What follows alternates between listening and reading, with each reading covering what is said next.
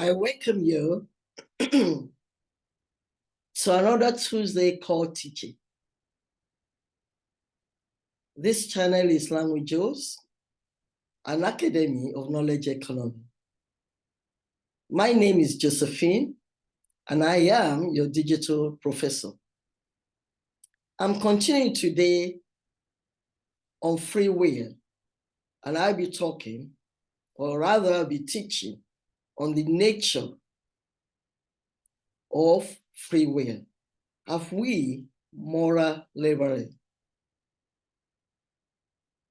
And like you know, when I teach on Tuesdays like this, for those who are familiar with this channel, I love to show presentations because I love you to follow me as I teach. Like I said, this channel is for in-depth learning. So I'll be doing same today too, but very few slides on the nature of free will. Before I go on, I want to appeal to those who have not subscribed yet to please subscribe. And I want to appreciate all my viewers. Either you have subscribed or you have not subscribed. The fact that you take time to view my videos, I truly, truly appreciate you. And God will bless and reward you abundantly. I know you use money for your data, for your internet connection or Wi-Fi and whatever you use to view me, you will never lack. If you love this video and the other videos I've released, I like your feedback, which your comments can be on the description link of any of my videos, or you can find the email to send it to at the description link. But your feedback will be very helpful. So I want to know how you feel about my videos. And I thank you for doing this. And also, I want to please tell others about it. Even if you have subscribed and you have not turned on your notification, please do so that anytime I release new videos, you'll be notified. I want to thank you once again. And I want us now to join Learn with Joes before I continue.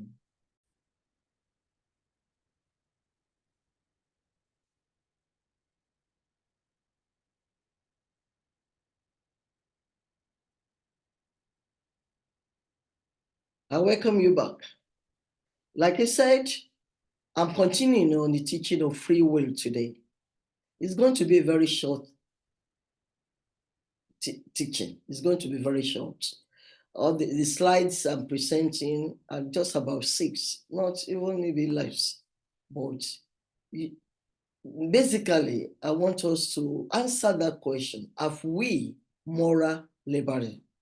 So hold on as I share my PowerPoint presentation. The nature and range of free will. I keep on asking that question. Have we moral liberty? You could see the free will that grain stalk is enjoying and is moving. The way it's moving, the way it's doing things on its own. Free will does not mean the capability of willingness in the absence of all motive or of arbitrarily choosing anything, whatever. It is not non-determinism, randomness, or non-causality in any shape or form. The rational being and the rational being are human beings who are morally responsible. In this instance, we are not talking about the insane or mentally handicapped people, or we are not talking about children.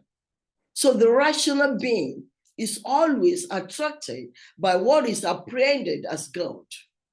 Pure evil, mystery as such, is something a human being cannot correctly or rationally desire. That is what you expect. That a rational being will not go out of his way to desire any form of evil, but it does happen at times. So, however, the good presents itself in many forms, in many aspects, such as the pleasant, the prudent, the right, the noble, the beautiful, and in reflective or deliberate action, we can choose among all these. Nor does the doctrine of free will imply that a human being is constantly exerting this power at every waking moment, any more than the statement that we are rational animals implies that we are always reasoning. A rational being reasoning. The most significant part of our ordinary life is administered by the machinery of reflex action, the automatic working of the organism, and acquired habits. In the series of customary acts that fill up our days, such as rising, meals, study, work, etc., the majority are by and large merely spontaneous and approximately determined by their antecedents according to the combined force of character and motive. When we talk about volition, our volition, you say our will. A rational being has a will, which is a faculty of the soul. It's a volition. There is nothing to arouse particular volition or call for interference with the natural current. So the stream of consciousness flows smoothly along the channel of least resistance. We are responsible for such a series of acts, though not because we exert deliberate volition at each step, but because each step is free in causa. There will always be is or was a choice about bringing them about.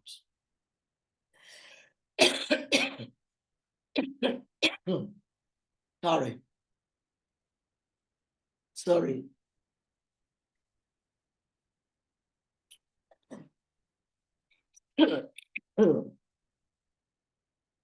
I'm sorry. I love to just drink water, but don't worry, I will continue.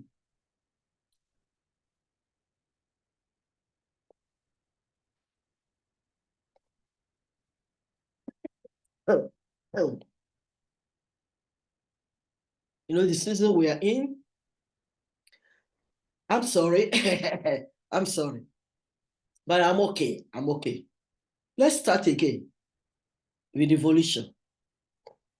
I said evolution is a will. Will or volition, we can interchange them. When we say will, what we mean by will is the volition. And there's nothing to arouse particular volition or call for interference with the natural current.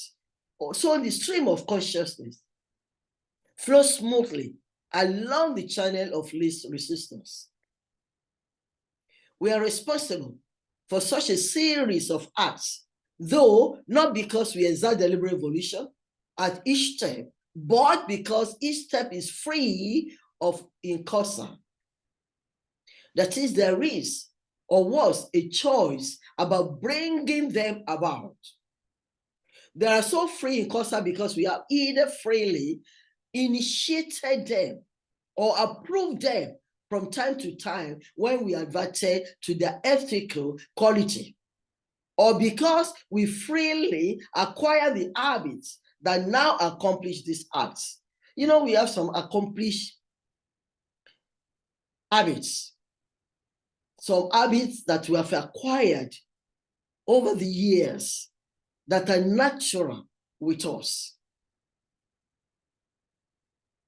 It is then, especially when some acts with a specially moral complexion is recognized and acknowledged as good or evil, that the exertion of our freedom and the exercise of our free will is brought into play.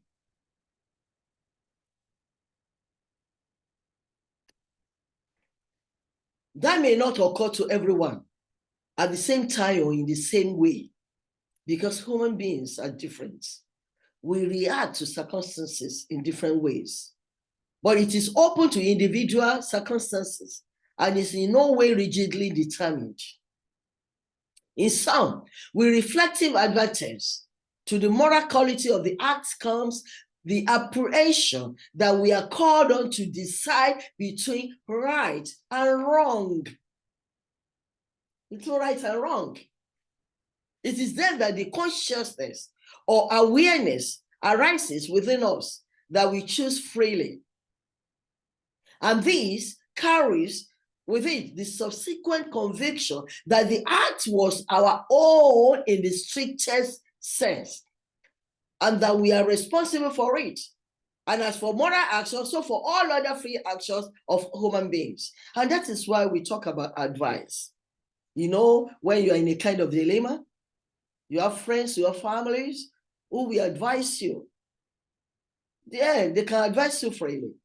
By the time you decide to act on any of those advice, it has become your own action. It has become your own free will of doing things. So the success of that advice or the failure of that advice, you cannot revert back to whoever initially gave you that advice, because you have taken it in. It's your choice to use it. It has become yours to use. The debate about free will and determinism has been going on for centuries. It affects all our ideas about morality and human actions.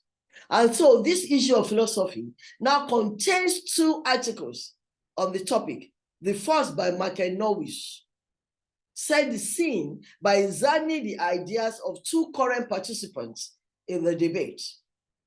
I'll be going into this kind of debate next Tuesday and probably end all we've been saying on free will and determinism.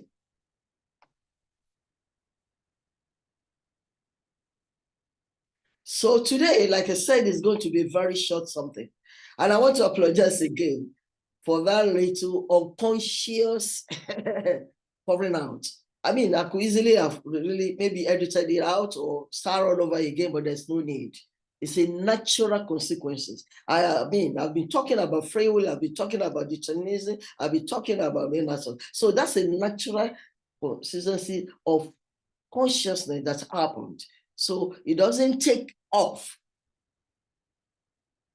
what I was teaching or what I have taught. So let's ponder on that question.